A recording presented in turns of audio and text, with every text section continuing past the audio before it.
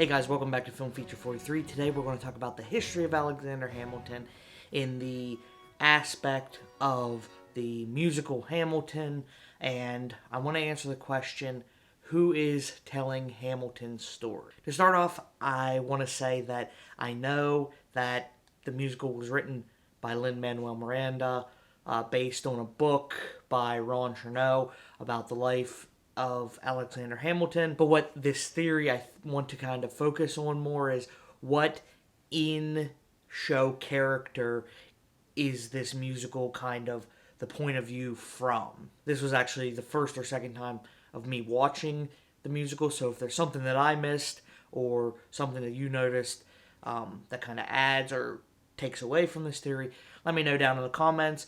I'd love to see what you guys think. But without further ado, let's get into talking about who is telling Hamilton's story. Will they tell my story? The first thing we have to do to kind of see whose point of view this is from is dig into the things that this musical got right and kind of the historical inaccuracies that we see throughout. In saying that, I'm not picking apart the musical in any way. You have to write works of art in ways that flow. If you're going to bog down the entire show by the history every step of the way, it's not going to flow properly. So this theory is not me picking apart Miranda's work, but just kind of a fun way of interpreting it. I'm going to talk about some of the things that didn't happen in real life, some of the things I think Miranda did well, and in the end kind of pulled all together to see whose point of view this could have been told from. So to start out, the first big kind of contentious point that a lot of people have about this musical is the fact that Alexander Hamilton never really was for the abolition of slavery. He did speak unfavorably towards slavery, but there's evidence to show that he actually supported slave owners for high seats in government, as well as could have possibly owned 2 slaves in his life. In the musical, they talk about him writing many works pushing for the abolishment of slavery, and that's not really true. Although he did speak out against it, it really wasn't to the extent where he was pushing to get rid of the trade in general. In doing my research, I actually read the book about Alexander Hamilton that Lin-Manuel Miranda based the musical on, and in reading that, the next part that is really kind of taken liberty with is the Reynolds pamphlets. So the Reynolds pamphlets kind of played out the same way in real life, except it's not really mentioned, but Hamilton wasn't the first person that Maria Reynolds and her husband extorted in this way, essentially prostituting herself and her husband using her as a prostitute to blackmail other high authority figures. In real life, during his confession, it wasn't Thomas Jefferson and James Madison and Aaron Burr that were present. It was 3 other men, including James Monroe, who would be a future president, who we don't even see in this musical. Hamilton actually blamed Monroe when a story was leaked about financial improprieties and kind of alluding to his affair with Maria. So Hamilton actually tried to duel James Monroe years before he dueled Aaron Burr. But ironically, the whole thing was put down by Aaron Burr, which is kind of funny knowing how the story ends. The next thing that I actually think that Lin kind of showed really well is the relationship between Hamilton and George Washington. 3 generals actually asked Hamilton to be their aide-de-camp before General Washington did, and Hamilton turned them all down until he got the offer from Washington, and we see that where Hamilton says he doesn't want to be somebody's secretary. Hamilton also didn't meet Lafayette until the war began, which is kind of exaggerated in the musical, where he meets him almost as soon as he arrives into America. That didn't actually happen until they were in battle together. Hamilton wrote a 3,000-word manifesto about how Washington troops needed more discipline and needed more punishment, and gave it to Washington, and Washington actually respected him for his point of view and actually tightened the reins a little bit in regard to that, and the army started becoming more of a cohesive group. That led into, as we see in the musical, Hamilton writing all of Washington's letters, to the point where some letters that were going out with Washington's signature on were completely written by Alexander, and Washington trusted him enough where he just signed the bottom and sent them off, which is kind of a cool little hint in history that a lot of things that we read from Washington weren't really from Washington. He trusted Hamilton so much to do all the writing. Alexander Hamilton once said a soldier should have no other wife other than the service.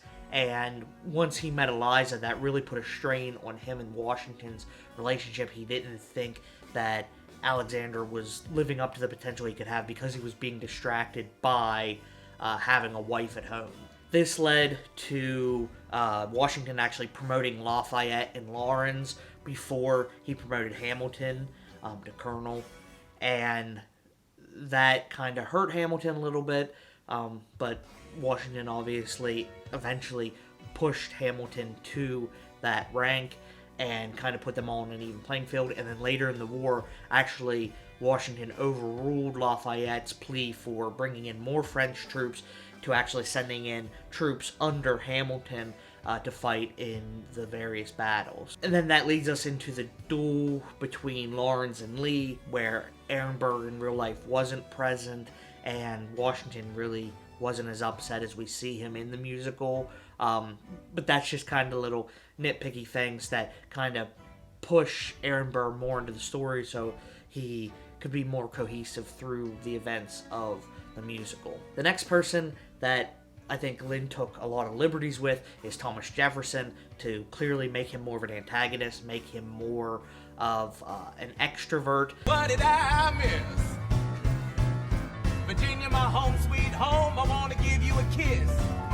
He was actually extremely introverted during cabinet sessions. John Adams was once quoted saying that he doesn't think that Thomas Jefferson spoke more than 3 sentences the entire cabinet session. The line in the first cabinet battle about "We almost died in the trench while you were off getting high with the French" actually isn't accurate. He was actually the governor of Virginia during the entire Revolutionary War. He stayed in Monticello, mainly taking care of his wife, because she had diabetes, a lot of historians believe undiagnosed, and she kept having children after children. All her children ended up dying except 2. 2 of them made it to adulthood, and so Jefferson was dealing with that a lot. And that put a lot of contention on him and Hamilton's relationship as well, because Hamilton believed the best and the brightest from the states should leave the states and go to the federal government, where a lot of them were staying in state government, which was hurting the federal government as a whole and making it weaker. So there was contention between Jefferson and Hamilton there. And they kind of downplayed James Madison's role in a lot of this. James Madison was actually very formidable as a political opponent. He kind of seems like Jefferson's lackey, doesn't really seem like an equal in the musical, but he was actually very formidable. They were really good friends, though, like the musical kind of points out. My friend James Madison, red in the face. And actually, Hamilton and Madison were good friends until Jefferson came back from Paris, meeting lots of different ladies. But Madison was really focused on the state of Virginia, and seeing the way that Hamilton wanted to keep taking more and more power away from the states, he began to side with France. Like we hear in the musical, Madison actually wrote a lot of the Federalist Papers. So having that switch also hurt Hamilton. So I think that's why we see them as kind of the bad guys of this musical. Another thing that's kind of overstated is the fact that Jefferson won the presidency because Hamilton sided with him, and that's actually not true.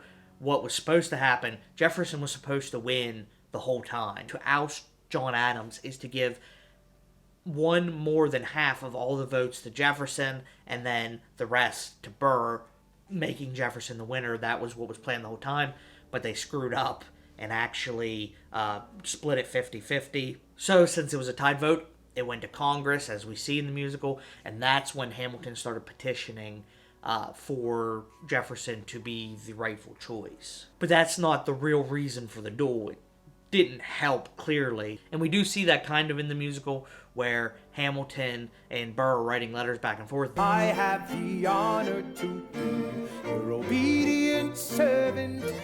A. Burr. I have the honor to be your obedient servant, A. Ham. I have the honor to be your obedient servant, A. Ham.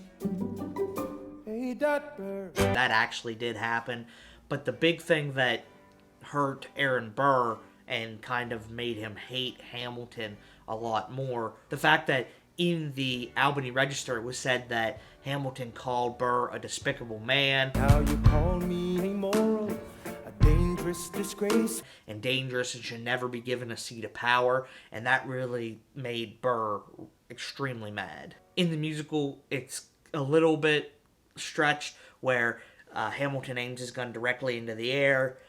That's really not what happened. And then you see Burr with remorse as he's firing the gun.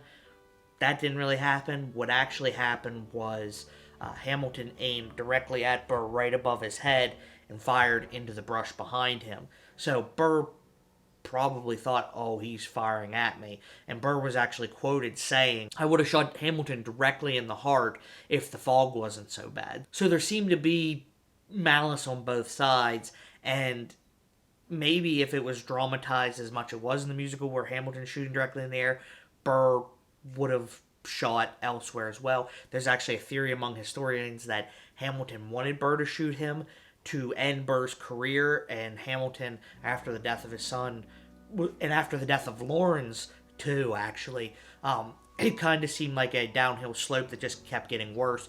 Lawrence's death really hurt Hamilton, and then the death of his son made him even go further down that slope. So some historians believe that this was how Hamilton wanted his story to end, because they say that if he wasn't truly wanting Burr to fire at him, he would have fired his gun at the ground, which is what a lot of duel people did, but he actually aimed right above Burr's head, making it seem like he was trying to shoot at Burr. Miranda actually acknowledges that almost all of Burr and Hamilton's interactions, especially leading up until the part where they're both lawyers, are fictitious. But again, you want to make Burr a compelling person and maybe even a little sympathetic, or the musical has no weight. So that kind of backstory was made up specifically for the musical, but I think adds a little bit to the gravitas of their relationship. So who in universe would have written this story this way? We can rule out some of the characters that we named. George Washington was dead in 1899, so he wasn't around to see the duel with Burr, so he wouldn't have been the one writing it. And clearly, Hamilton did all of his writing for him anyway, so it wouldn't have been George Washington. Thomas Jefferson wouldn't have written himself as this braggadocio character. He would have written himself as he saw himself, a calm thinker. James Madison would have given himself a bigger role for sure. Lafayette was out dealing with his own stuff with Napoleon. He was in and out of jail trying to fight this revolution and actually stop the revolution that Napoleon was presenting and run his own revolution. So Lafayette was too busy. Maybe it was John Adams. No, we don't even see him in the musical, so he would have given himself a lot bigger role than that. But there was one other person that I did mention. Hamilton's beautiful wife, Eliza. The book that the musical is based on actually is quoted saying that Eliza tried everything in her power to put the spotlight on her husband. Maybe in that way, she wrote this musical to tell Hamilton's story. So in doing research about Eliza, this is kind of the evidence that I gathered and how it fits into the inaccuracies and the things that we see on screen. She hated James Monroe, who I said was present during the confession about Mariah Reynolds, to the point where she demanded an apology, and Monroe never gave her that apology until right before he died. And he showed up to the Hamilton house and apologized, and Eliza said, no matter how much time passes, I will never forgive you. She insisted that her husband wrote the farewell address for George Washington, where many historians contend that James Madison actually wrote it. As you hear in the musical, she helped raise money for the Washington Monument, which would have been Hamilton's hero. She also helped open the first private orphanage in New York City, as well as the first public school in Harlem. This could possibly be to pay respect to her husband, who was an orphan at such a young age.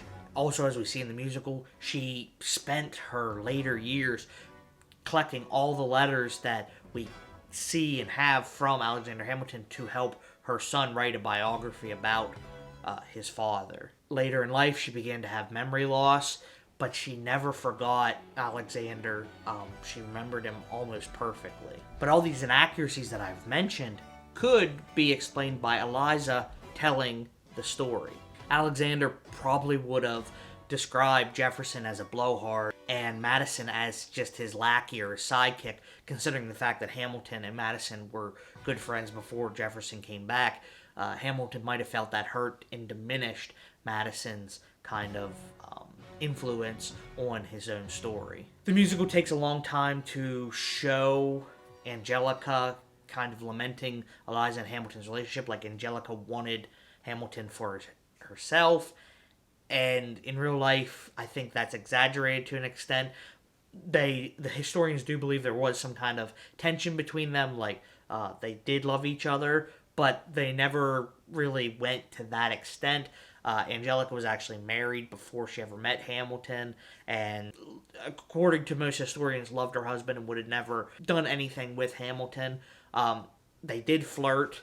Where it talks about putting the comma in the wrong place is actually flip-flopped from how it really happened. Angelica put a comma in the wrong place. Hamilton asked, "Oh, are you flirting with me?" And Angelica shut that down right away. It kind of, I think, plays up the Angelica role, but that's to be expected from a jealous wife. Maybe Eliza, you hear her talk about how she doesn't like, I see how you look at my sister, is I believe exactly what she says to Hamilton. So that could be jealousy coming out to where she's exaggerating Angelica's influence on Hamilton. All the reverence that he shows to George Washington can be explained by how much Alexander and Eliza both had respect for George Washington. The first president had a lot of impact on both of their lives. We also don't see much of Hamilton's childhood. He kind of sings about it in The Eye of a Hurricane a little bit, and we get kind of a prologue on it. But he wouldn't have spoken much about that. Many historians believe that he put his past in the past and didn't really speak to people about his growing up in the Caribbean. So Eliza might not have known a lot about what was going on in his childhood. That's why we don't see that aspect of his life. Aaron Burr kind of has a more inflated, sympathetic role. I think that maybe that and the dramatization of the shooting kind of would help Eliza absolve her husband from any wrongdoing in the duel, as well as giving a backstory to why Aaron Burr would do this in the first place. They actually spent time together while they were in the law firm, where Eliza and Hamilton would go to Burr's house, and Theodosia and Burr would come over to the Hamilton house. So they did know each other. So maybe she did have kind of a soft spot for Burr and wanted to kind of give a reason why he would do such a thing to her husband. The lack of James Monroe in the show would really show her hatred for him, as well as some details being changed. If she did really burn her letters like we see in the musical, some historians debate that, then she might forget some of the really minute details. And the final piece of evidence, as far as inaccuracies go, is Hamilton seemed to have an anti-democratic bent to him. A lot of historians believe he wanted more so the smartest of the smart ruling and the common people kind of going along with that. And that mixed with his not so much abolitionist stance, and that being changed for the musical, maybe that is Eliza's way of defending her husband against the critics, as she has done for the next 50 years after his death. And there's a lot of speculation about what the